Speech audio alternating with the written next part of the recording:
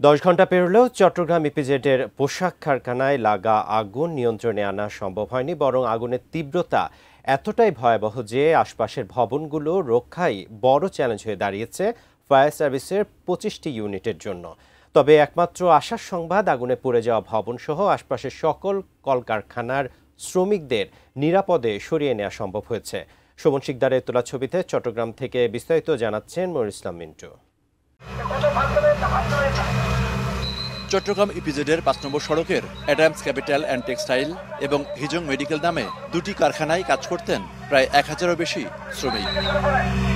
Fire service ও কারখানার শ্রমিকদের দেওয়া তথ্য অনুযায়ী বৃহস্পতিবার বেলা 1:30টার দিকে 9তলা ভবনের 8 তলায় আগুন লাগে। খবর পেয়ে ঘটনাস্থলে পৌঁছে আগুন নেভানোর কাজ শুরু করে একে একে ফায়ার সার্ভিসের 17টি ইউনিট। 4তলা এসি তো আটকানো চাই পরে আমরা মনে করেন বাইরে থেকে ভিডিও করছে, ওই জিনিসটা আমরা দেখছি, দেখার পরে আমরা নামার চেষ্টা করছি। ফায়ার অ্যালার্ম দিচ্ছে, ফায়ার সার্ভিস আসতে আসতে সমস্ত জায়গায় আগুন ছড়াই পড়ে পুরো ফ্লোরে।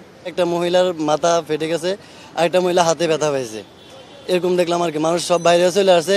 শুরু থেকেই ফায়ার সার্ভিসের চেষ্টা ছিল উপরের তলার দুটি ফ্লোরেই আগুনের বিস্তার আটকে রাখা। তবে 6 ও 7 তলার গুদামের দাহ্য পদার্থ পেয়ে আগুনের লেলিহান শিখা এতটাই তীব্র ছিল যে সূর্য লেদার দিয়েও আগুনের বিস্তার থামাতে ব্যর্থ হন ফায়ার ফাইটাররা।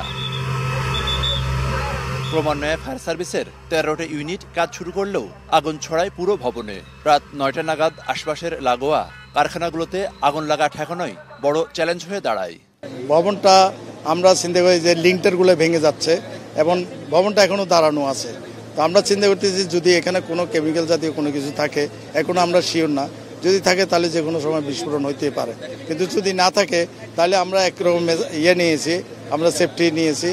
আর যদি এ ধরনের কিছু থাকে তাহলে আমরা আরো এনশিওর হয়ে তারপর আমরা ভিতরে প্রবেশ করব। বিকেল থেকে আগুন নেভানোয় যুক্ত হয় নৌবাহিনী ও বিমান বাহিনীর ফায়ার ইউনিট। কাজ করছে সেনাবাহিনী, বিজিবি ও পুলিশ।